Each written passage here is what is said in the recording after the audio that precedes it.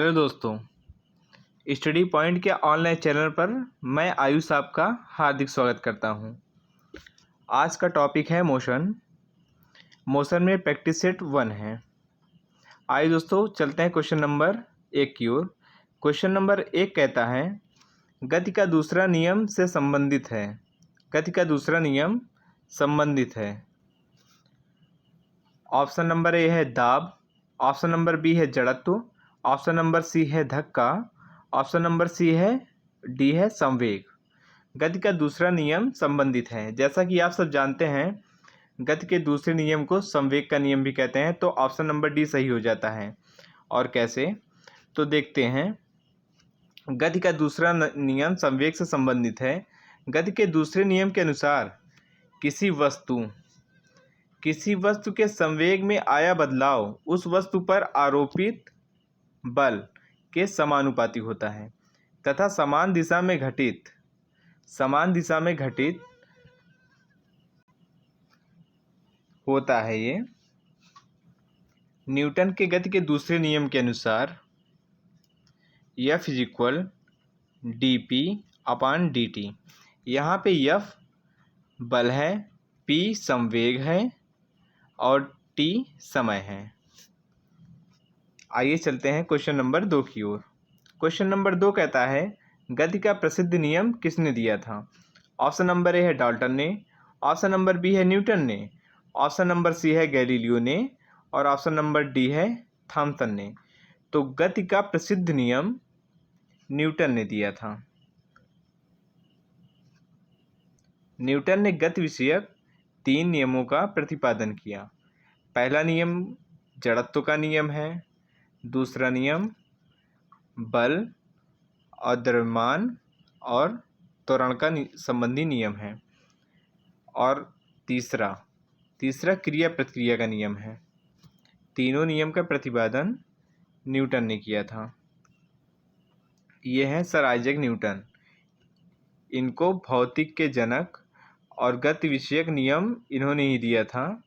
इन्होंने 1687 ईस्वी में अपनी पुस्तक द प्रिंसिपिया में गति के नियम का पहली बार प्रतिपादन किया था। आइए दोस्तों चलते हैं क्वेश्चन नंबर 3 की ओर। क्वेश्चन नंबर 3 कहता है निम्नलिखित में से कौन सा कथन गलत है। ऑप्शन नंबर ए है जब एक बस अचानक रुकती है तो बस में बैठे यात्री पीछे की ओर एक झटका लगता है। और ऑप्शन नंबर बी है एक व्यक्ति चलती हुई बस से कूदता है तो वह गिर जाता है। और ऑप्शन नंबर सी है जब एक घूर्णन करता हुआ पंखा बंद हो जाता है तो यह कुछ समय तक घूमता रहता है। और ऑप्शन नंबर डी है जब एक बस अचानक रुकती है तो बस में बैठे यात्री आगे की ओर झटका लगता है।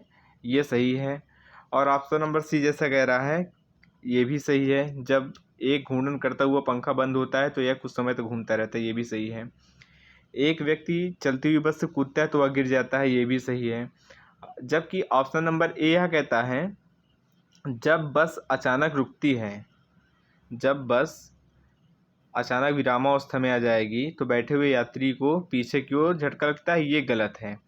व्यक्ति को पीछे की ओर नहीं बल्कि आगे की ओर झटका लगेगा, क्योंकि वे बस गतिमान रहेगी तो उसके साथ साथ व्यक्ति भी गतिमान रहेगा। और बस अचानक विरामावस्था में हो जाती है तो व्यक्ति को आगे की ओर झटका लगेगा, ना कि पीछे की ओर। ये गलत है। तो यही ऑप्शन आपका सही हो जाएगा।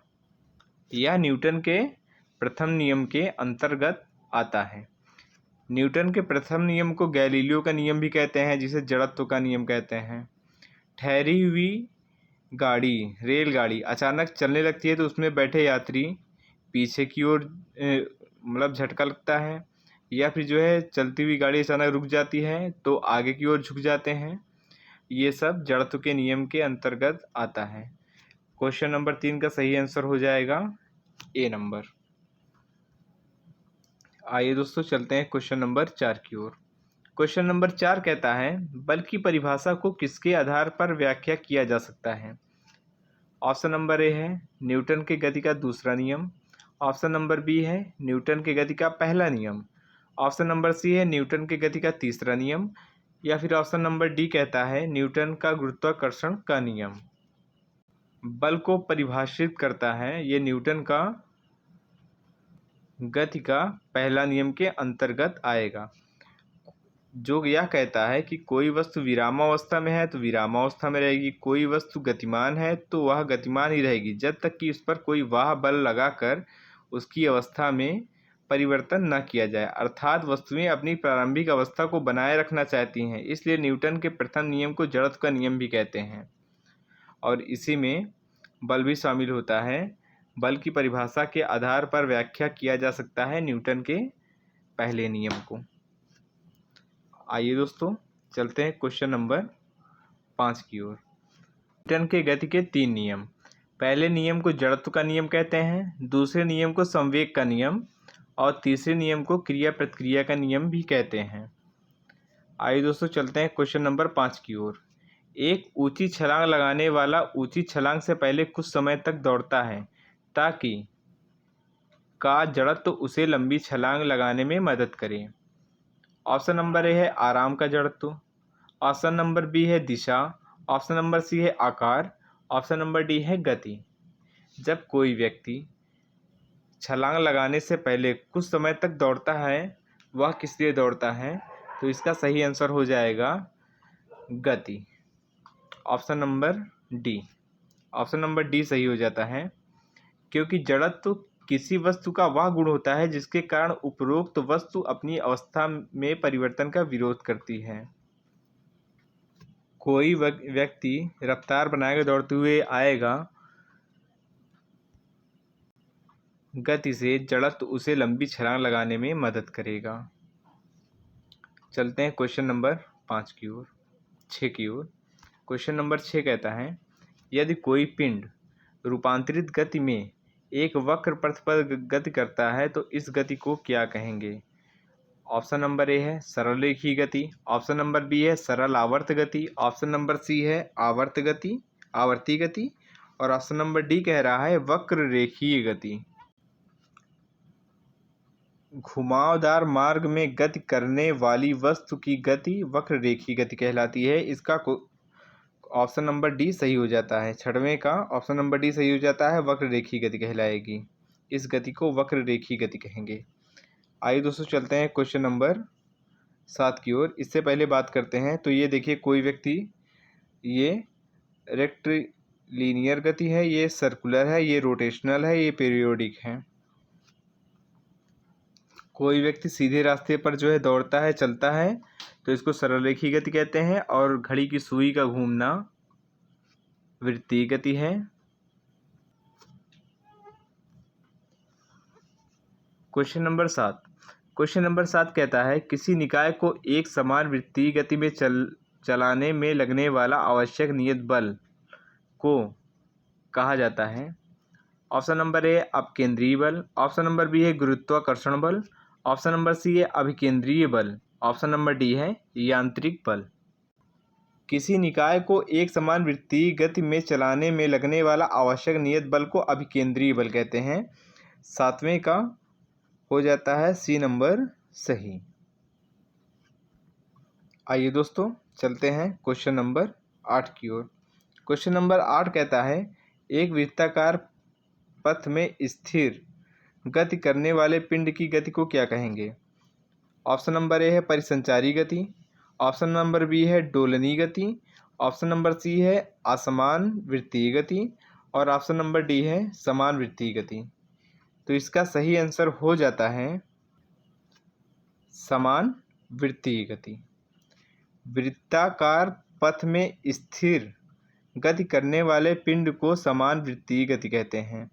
जैसे सूर्य के चारों ओर पृथ्वी का या फिर उपग्रहों का जो है वो ग्रहों का चक्कर लगाना, पृथ्वी के चारों ओर चंद्रमा का चक्कर लगाना, और पृथ्वी के जो है चारों ओर बाकी उपग्रह का चक्कर लगाना, घड़ी की सुइयों की गति, परमाणु के कक्ष में इलेक्ट्रॉन की गति आदि, ये सब वृत्तीय गति के अंतर्गत उदाहरण हैं। और 8वें का सही आंसर हो जाता है समान वृत्तीय गति। आइए चलते हैं क्वेश्चन नंबर 9 की ओर।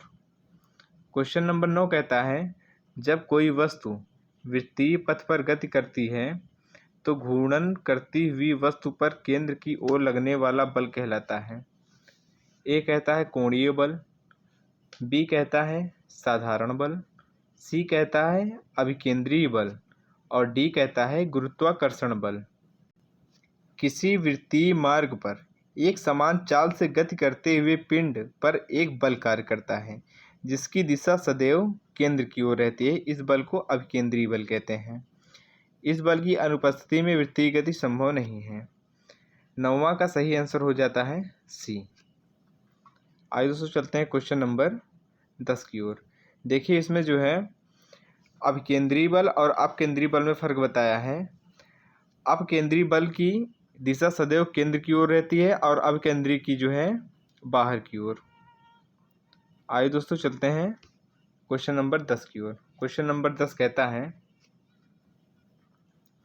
गति के समीकरणों के संबंध में निम्नलिखित में से कौन सा गलत है। पहला समीकरण v equal u plus a t, ये सही है। बी कहता है s is equal u t plus half a t square, ये भी सही है। और थर्ड कहता है 2as is equal v square minus u square, ये भी सही है। ए नंबर आपका गलत हो जाता है, यही आपका आंसर होगा। ए नंबर गलत है। Thanks for watching study point AKKS। इस चैनल को लाइक और सब्सक्राइब कीजिए। धन्यवाद।